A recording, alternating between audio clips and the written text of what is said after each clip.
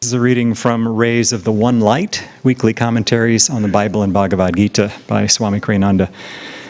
Today's topic, is God present even there where there is ignorance? Truth is one and eternal. Realize oneness with it in your deathless self within. The following commentary is based on the teachings of Paramhansa Yogananda.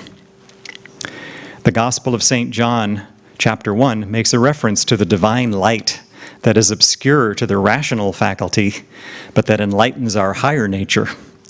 The light shineth in darkness, and the darkness comprehended it not.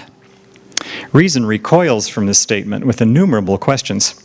What is this darkness? Is it conscious that it should comprehend anything? What sort of light would be capable of shining in darkness without transforming at least that part of the darkness in which it shines into light? Does this light shine only at night? And if so, why only then? The solution is that to divine sight, even daylight seems darkness. The sun itself, like the moon, which shines only by reflected light from the sun, is but a kind of reflection of the cosmic light, which being immaterial is invisible to the eyes, but which is the great source of all material reality. In Autobiography of a Yogi, Paramhansa Yogananda describes his youthful visit to Ram Gopal Muzumdar, the sleepless saint, who lived in the vision of that hidden light. Around midnight, Yogananda wrote, Ram Gopal fell into silence, and I lay down on my blankets. Closing my eyes, I saw flashes of lightning. The vast space within me was a chamber of molten light. I opened my eyes and observed the same dazzling radiance. The room became part of the infinite vault, which I beheld with interior vision. Why don't you go to sleep? Sir, how can I sleep in the presence of lightning, blazing whether my eyes are shut or open? You are blessed to have this experience. The spiritual radiations are not easily seen. The saint added a few words of affection. This is the light that shineth in darkness. It has been described variously in the great scriptures. In the Bhagavad Gita, the 11th chapter, the devotee Arjuna is given an experience of the infinite state and exclaims in awe, if there should rise suddenly within the skies sunburst of 1,000 suns, flooding earth with beams undeemed of, then might be that Holy One's majesty and radiance dreamed of. Thus, through Holy Scripture, God has spoken to mankind. Om, Om, Om.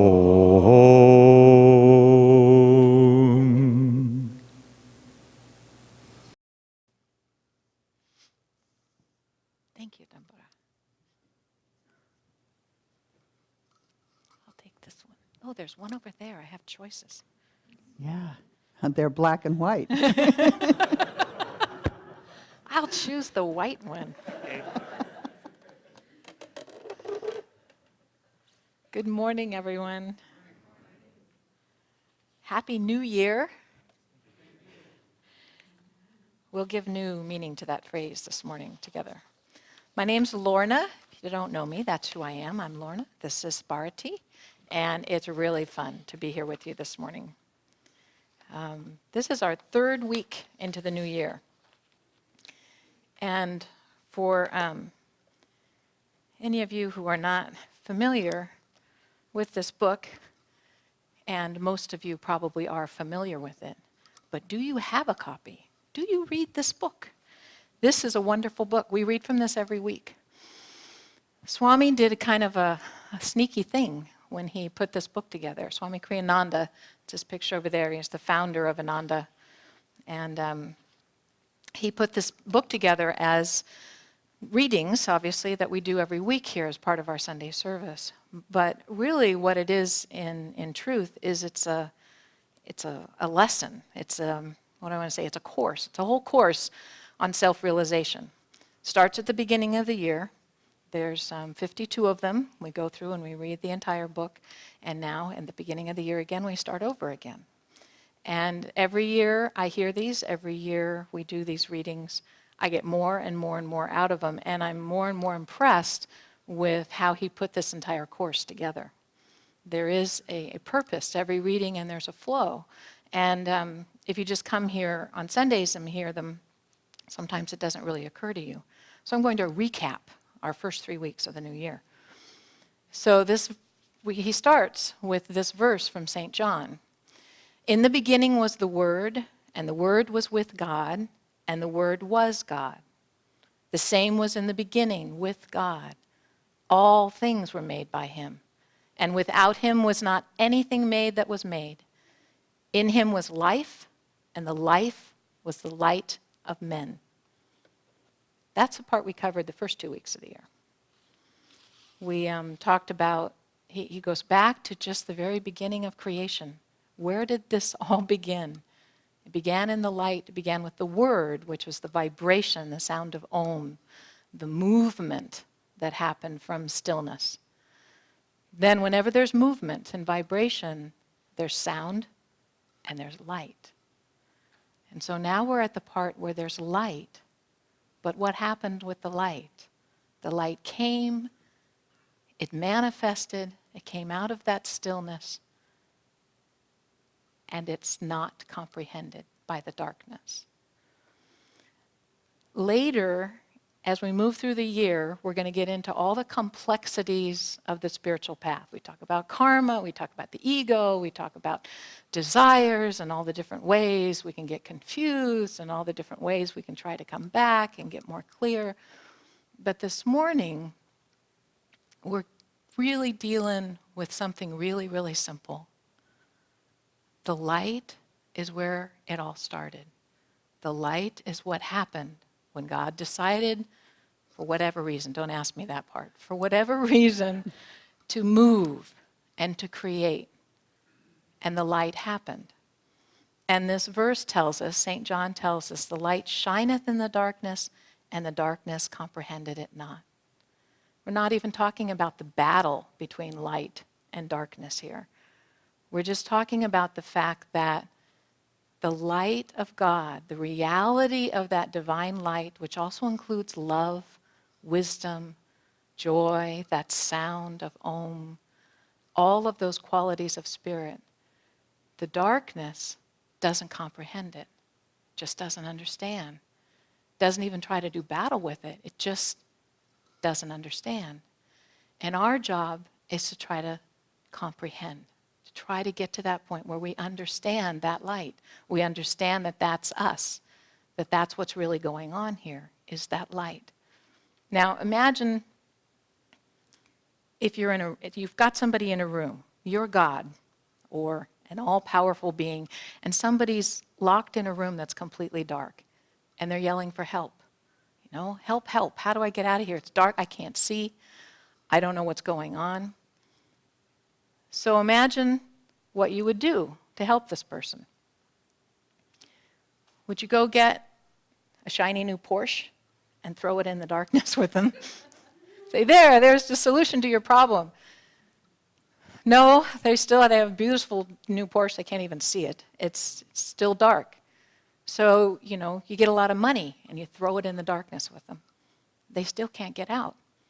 So you say, here's a nice, fit, strong, healthy body. And they still can't get out. You give them a wonderful friend to have in there with them. And they still can't get out. It's still dark. You can try everything. You can throw everything in there. But the truth is, they're not going to get out. What do? You say, do you see any light? Is there any light? Look around you. Open your eyes as wide as you can. Do you see any light? Any hint of light anywhere? Yes, I see something. Something looks less dark over there. So what would you tell them to do? Go towards the light. Go towards that light. If you see any light, go that direction. You'll find your way out if you go towards the light. That's the answer. And that's the only way we can start comprehending what the light is. Because what Yogananda teaches us is that we have different levels of consciousness. Well, that's why I was telling you during the chant, when we chant out loud. and we say affirmations out loud to get our attention. Then we take it softer, and we get softer and softer. And then Yogananda says, stop moving your lips. Stop saying it out loud altogether. Take it inside. Take it to an inner reality where you're in your spine, where you lift it up to the spiritual eye, because there's levels of consciousness that we can't see and that we're not always conscious of.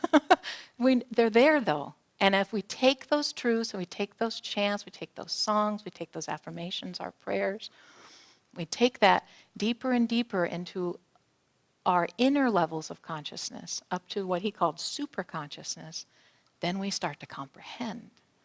Then it's not just outer moving lips and sounds and nice stuff happening out here. It's an inner comprehension. We start to understand the light. We start to become more and more in tune with that light. There was a study done, interesting, I was reading about just recently, where they took college students. Well, college students, they always get experimented on.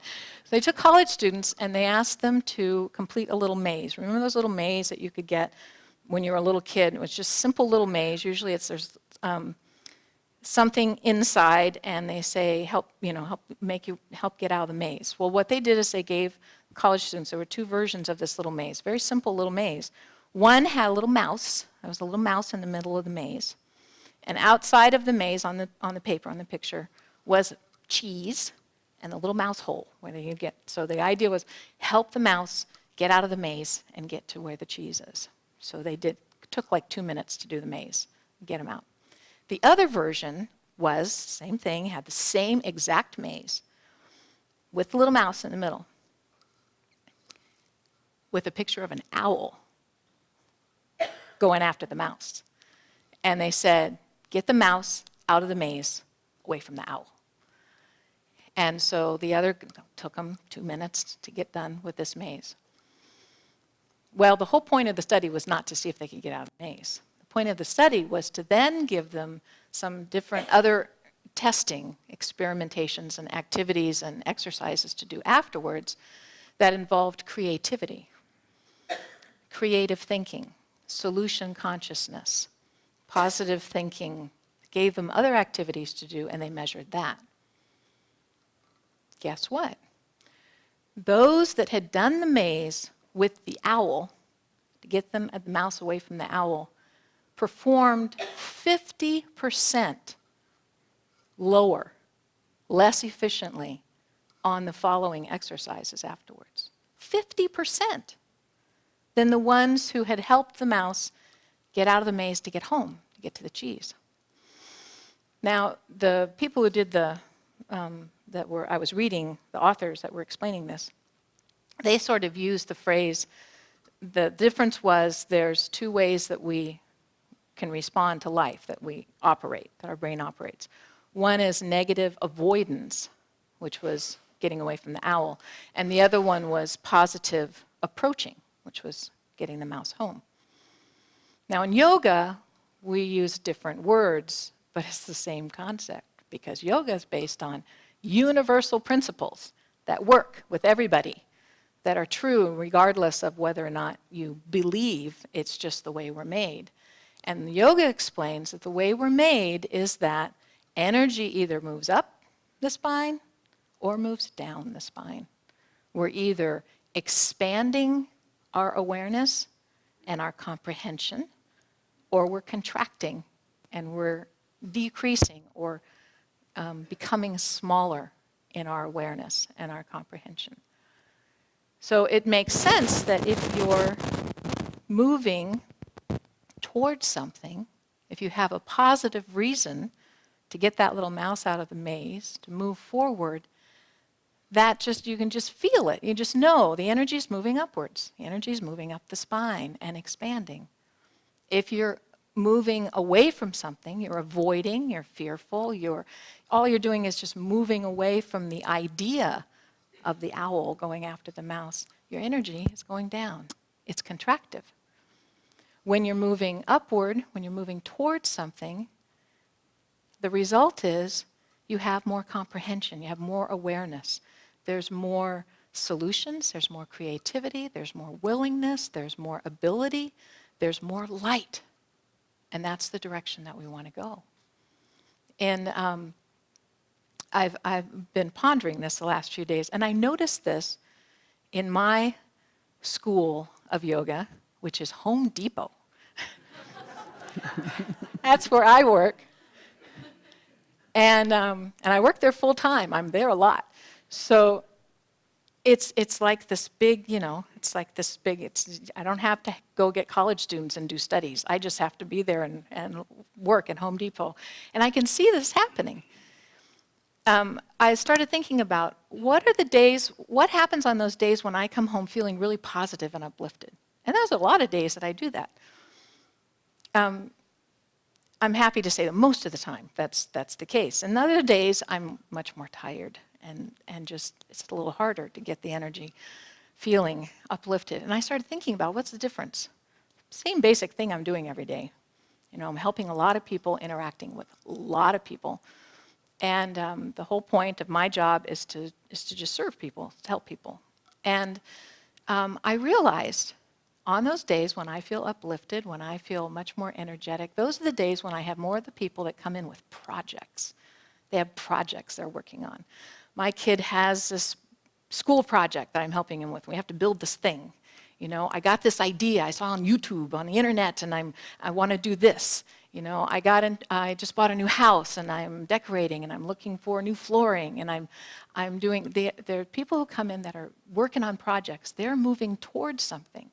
They're creative, they're inspired, they got to get the stuff that they got to do to be able to do and accomplish what it is they want to accomplish. And it's really fun. It's really fun. I always come away from those encounters just feeling uplifted because it's fun. The energy is moving upwards. And then the other part of the job as Home Depot is people coming in with problems. They got to fix something. My water heater broke, my roof is leaking. I just bought this new house, but it's a money pit, and I've got to spend more money to do this. I've got this is broken. I lost this. My kid destroyed this. My dog ate that. I got to buy another one. Get every story in the book, and their energy is different because they're focused on the problem. And my job is to step in and help them find solutions, which is great. But they're focused on the problem. The whole time. A lot of times they're already frustrated. They're already impatient. They're in a hurry. They're just the energy is different. And it's just become very, very clear to me how important it is to move towards something. To move towards something. Sri Yukteswar, who was, it doesn't go in order. It's hard to. So there's Babaji, who was the guru of Lahiri, and then there's Yogananda, and his guru is Yukteswar, and it kind of goes around. But Yukteswar wrote a book called The Science of Religion. And the Holy Science, the Science of Religion came later. Holy Science. And he explains the science, basically, the science of yoga. And he explains that we're motivated by two things. Everybody is motivated by either avoiding suffering or looking for happiness. That's what we all want. That's behind every action we take, every decision we make, everything we do, every relationship we have, every prayer that we utter, everything is we want to avoid suffering, we want to move towards happiness. And avoiding suffering is a good thing. It is a good motivator. It helps us to move forward. But especially as we get onto the spiritual path and we start having enough comprehension to understand that we're actually moving towards something. We're not just avoiding suffering. We're moving towards bliss. We're moving towards joy. We want that light. We want to be happy. And we want to be happy all the time, not just now. Then we start moving towards something. And it starts opening up. And the possibilities are amazing. And we can feel that energy moving us. And we have to keep moving in that direction.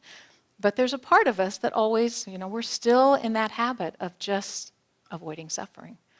And like I said, it's not a bad thing. It's just, it's kind of a lower step on the ladder because it focuses our attention in a direction that we really don't want to go. We want to move towards the light.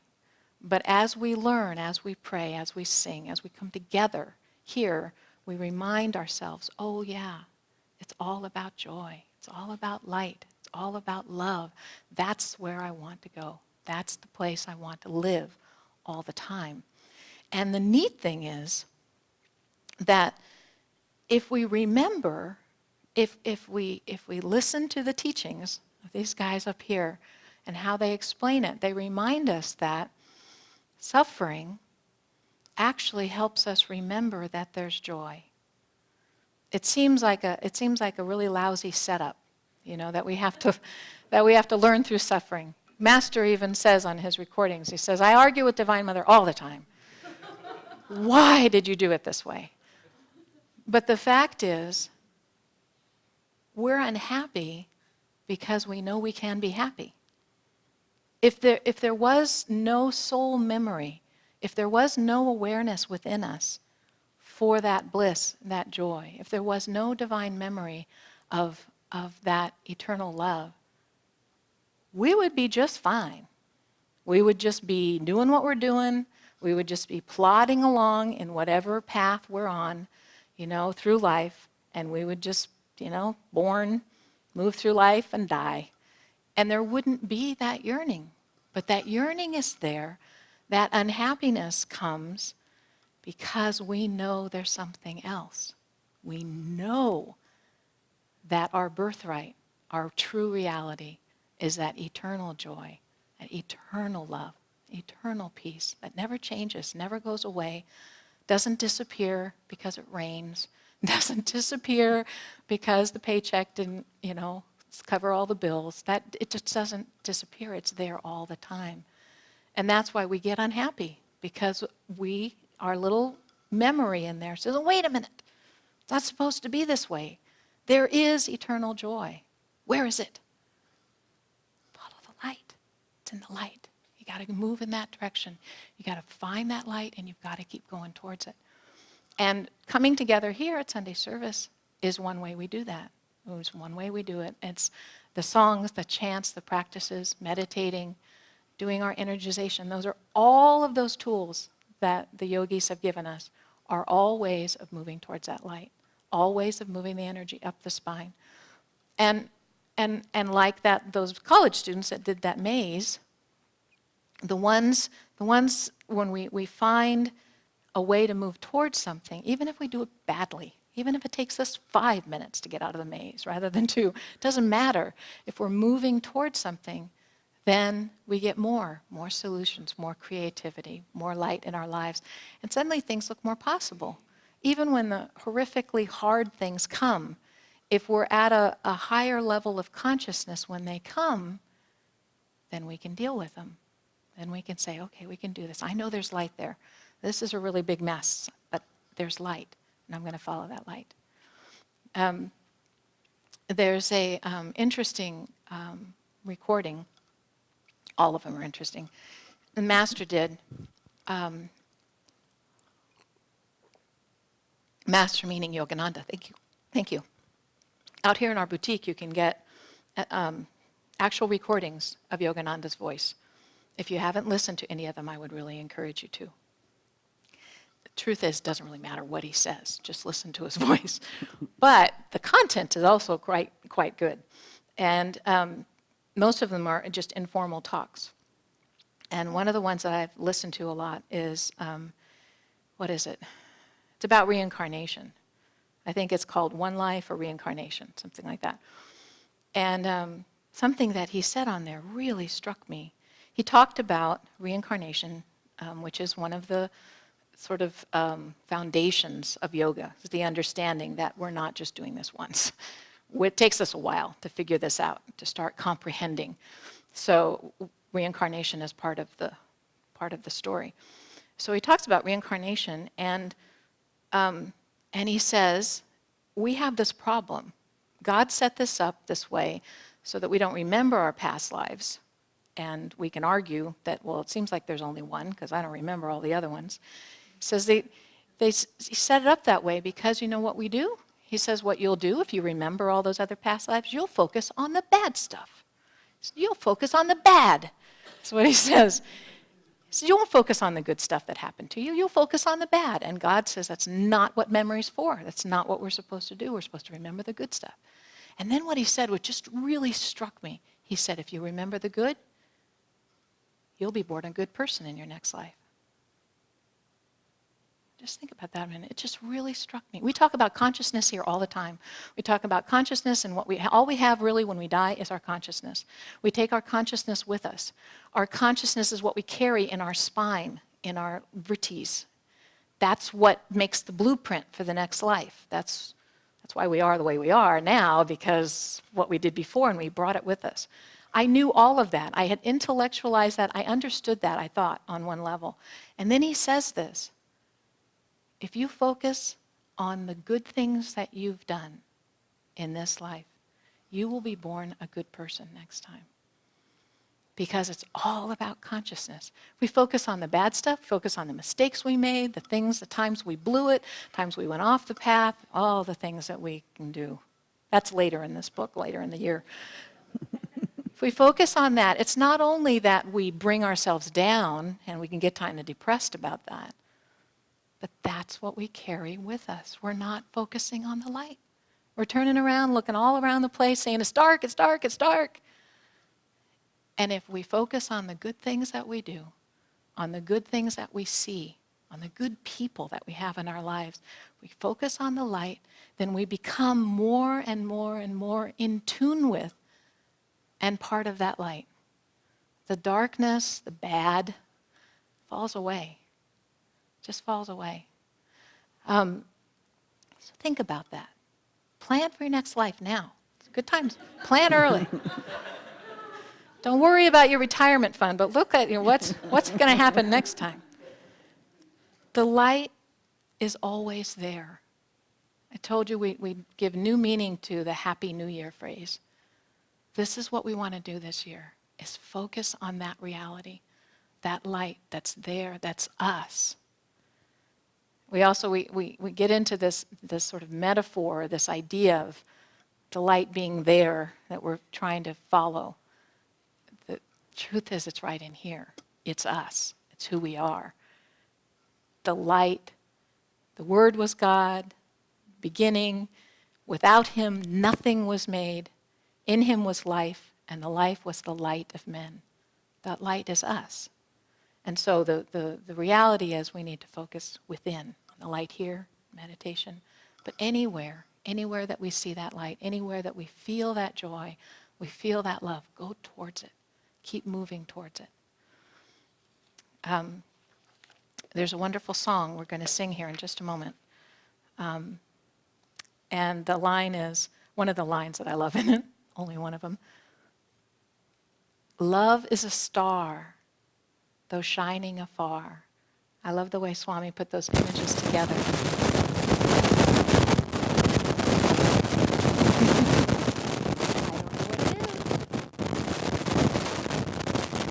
Is it? Try turning it off and on again.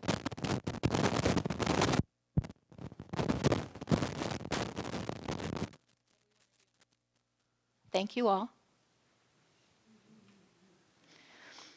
Love is a star.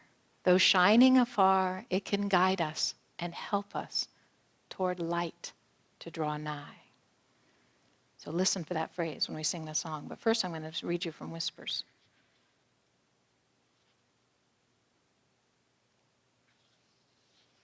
Okay. Number 103. My eyes are enthralled, O Father, with the beauty of earthly flowers, with life's passing scenes, and with the sailing silent clouds. Everywhere, all I see hints at thy hidden presence. Open that eye in me which sees only thee. With that gaze may I behold thee above, beneath, all around, within and outside me. Teach me in all things to see only thee. Open in me that eye which beholds everywhere thy hidden but ever subtly reigning wonder. Om. Amen.